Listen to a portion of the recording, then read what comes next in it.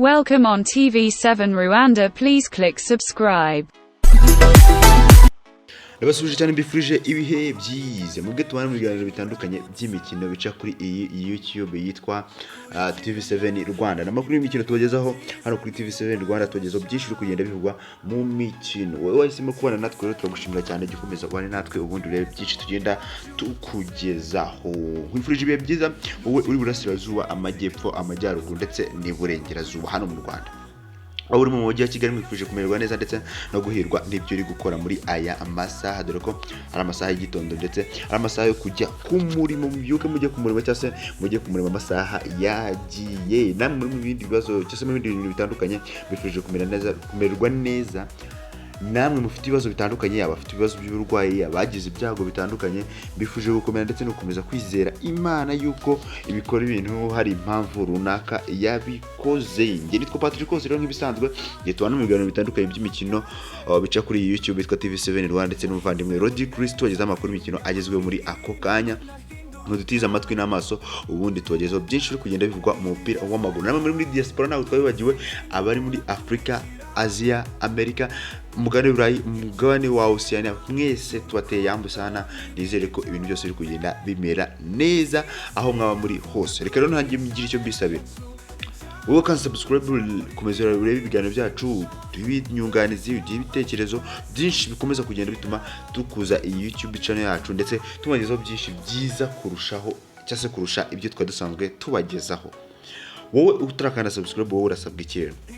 Ugasabwa kugenda ureba ibiganiro byacu tukugezaho, ubundi ukibuka gukanda subscribe, like, share and comment. Ukibuka gukanda kozogera kugira ngo ujye notification ko dushyizeho ikiganiro gishya hano kuri TV7 Rwanda. Turabakunda cyane, nimwe dukorera ibyo dukora byose, nimwe tubikorera. Mujye mwihangana natwe tubagezaho byinshi byiza bigezweho mu mikino ya hano mu Rwanda. Eka nje ku ruhande gato masimo ku mazi, ubundi ngaruke mbageza amakuru y'imikino agezweho muri ako kanya. Ikipe ya APR niyo tugiye guheraho muri aka kanya, dore ko ari amakuru menshi ari kugenda ayivugwamo. APR nyuma yo gusinyisha abakinnyi bagera kuri 4, kuri ubu ngubu biravugwa yuko isigaje umukinnyi ugera kuri umwe gusa, ubundi igahita ifunga isoko ryo mu kwezi kwa mbere. Ikipe ya APR murabizi ko ari ikipe yasoje faze, ari ikipe ya kabiri muri shampiyona hano mu Rwanda, Rwanda Premier League, dore ko ikipe ya Rayon Sport ari ya mbere n'amanota 36, APR ni ya kabiri n'amanota 31. Mwumve ko hagati ya APR na Rayon Sport n'amanota agera kuri 5. APR rero ikaba atari ibintu yarimenyereye ndetse atari ibintu yifuza, dore ko ishaka gutwara iki gikombe ndetse ikakigira igikombe cya gatanu kikurikiranya yabitwaye muri shampiyona mu Rwanda, Rwanda Premier League. Ikipe ya Perusi rero nta kuri kunabigeraho idafite abataka bakoma cyangwa se abataka batsinda, dore ko kuri ubu ngubu umwataka ufite ibitego byinshi muri ikipe ya Perusi afite ibitego bigera kuri 3 gusa, akaba muri faze ari mu mikino 15. Akaba atari byo bifuza rero, bakaba bashaka ko abataka bazagura cyangwa se abataka babo bagomba kuba ari mu bataka bafite ibitego byinshi muri shampiyona hano mu Rwanda, Rwanda Premier League. Ikipe ya Perusi rero kuri ubu ngubu ikaba yarasinyisha abakinnyi bagera kuri 3, ndetse n'undi uri kuvugwa ariko utaratangazwa. Hatangajwe 3 ariko wa 4 we akaba ataratangazwa, ariko nawe bikaba biri kuvugwa yuko vuba muri iki cyumweru ndetse muri kuri uyu munsi ku gatanu agomba kuba ari muri Kigali aje gusinya amasezerano n'ikipe ya APR. Dore ko ku munsi w'ejo yatandukanye n'ikipe UAGS Kabiri, bamwita Sheikh Jibril Ouattara, n'umukinnyi w'umunya Burkina Faso. Umunsi w'ejo rero akaba yaramaze gutandukana n'ikipe yiwe ya JS Kabylie mu gihugu cya Algeria. Bikwiye kuvuga yuko bamaze gutandukana nyuma yuko amaze kumvikana n'ikipe ya PRS, ndetse akaba azahita ayerekezamo muri iyi weekend. Rero akaba bivuga yuko agomba kuba ari mu Rwanda kugira ngo arangize indi kipe ya APR. Uno umwe mu bakinnyi bari kuvuga ko yamaze gusinya ikipe ya PRS, ariko akaba nta official statement turi kubona mu ikipe ya APR. Bamwe mu bakinnyi 3 rero yamaze gusinyisha, harimo uwo bita Denis Omedi, umukinnyi wa Kitara FC mu gihugu cya Uganda, niwe yakomotse. Sasa niyo kipe yavuyemo uyu Denis Omedi, umukinnyi w'imyaka 30 ukiniye ikipe y'igihugu ya Uganda, ndetse akaba yakinaga nyine n'ikipe ya Kitara FC. Uno mukinnyi wita Hakim Kiwanuka, umukinnyi w'umugande nawe wakinaga ikipe ya Sport Club Villa y'iwabo mu gihugu cya Uganda, ndetse nawe akaba akinira ikipe y'igihugu ya Uganda. Yaba Kiwanuka n'umukinnyi ukina yataka nimero 9, ariko by'umwihariko akaba aca ku ruhande rw'ibumoso, mu gihe bita Denis Omedi ari umwataka nimero 9 typical.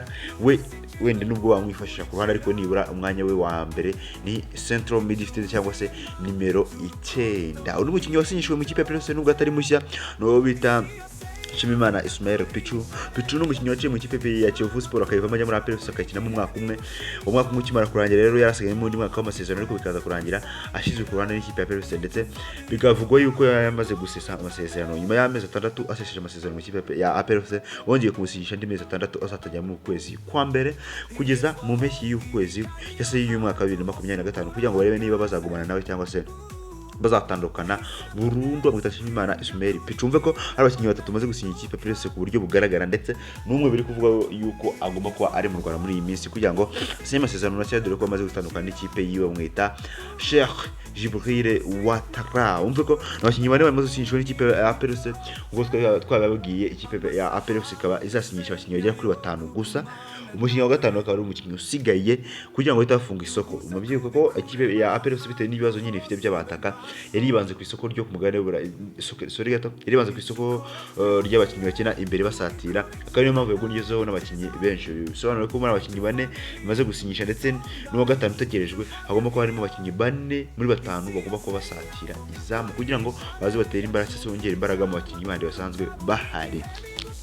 Abakinnyi mu muryango kwinjira rero hari n'abandi bari mu bakinnyi bagomba gusohoka bikaba kuvuga yuko uwo bita Ben Johnson Nwobodo ndetse na Godwin Odiba abo mu bakinnyi bagomba gusohoka muri kwezi kwa mbere wenda abandi bakazasohoka mu kwa gatandatu ariko abo uko ari babiri kari abakinnyi bagomba gusohoka mu ikipe ya APR FC. Bita Godwin Odiba akari umukinnyi rero wamaze kwemera yuko agomba gusohoka muri APR FC ndetse mu masezerano n'umwaka ari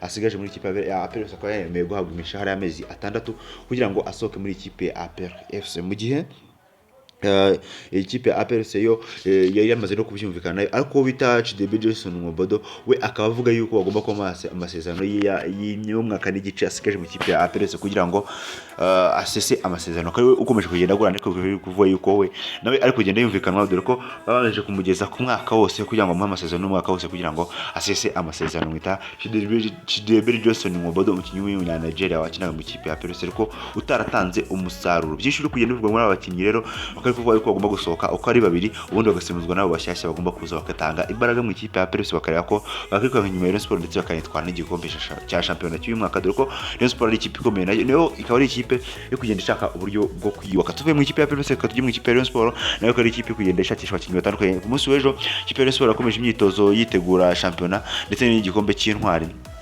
Ikipe ya Rayon Sport rero ikaba nayo kuvuga ko yasinyishije umukinnyi witwa Banenga ukomoka mu gihugu cya Mali ndetse ukaba kuvuga yuko agomba kuba ari mu Rwanda mu minsi ya vuba. Uwo bita Sherif Bayo Sorgato Fahad Bayo akaba umukinnyi nawe w'Umuganda wavuze mu ikipe ya APR ariko kuri ubu ngubu ari kuvuga ko mu ikipe ya Rayon Sport iri hafi kurangira akaba ari abakinnyi babiri bari kuvuga mu ikipe ya Rayon Sport bagomba kuyisinyira muri iyi mercato mu kwezi kwa mbere. Muhire Kevin umaze iminsi yaravunitse mu ikipe ya Rayon Sport yagarutse mu myitozo ndetse akavuga ko ameze neza ni kapiteni w'ikipe ya Rayon Sport ndetse n'umukinnyi w'ikipe y'igihugu y'u Rwanda Amavubi mwita Muhire Kevin Runi. Bakuru mwamenya n'uko bita Sanzifra Kedi wakinaga mu ikipe ya APR akajya no hanze ndetse akaba yarasinye ikipe ya Kiyovu Sport ariko nta ikintu bitewe n'ibibazo by'ibyangombwa kamaze gusinya ikipe ya Gorilla FC ndetse akaba yarakozemo n'imyitozo guhera ku munsi w'ejo ari kumwe n'umurundi wita Landindi Kumana nawe waciye mu ikipe ya AS Dokiyari kuri umwe akari gukora imyitozo nawe cyase akaba yari gukina mu ikipe ya Gorilla FC. Harino niyo nzobana nakomeje imyitozo mu ikipe ya Kiyovu ya AS Dokiyari mu gihe ubita Byiringiro nakomeje imyitozo mu kipe ya Police FC. Ndabashimye cyane mwe twabaye muri iki kiganiro kuri TV7 Rwanda ndabakunda cyane ngiye nitwa Patrick Kose.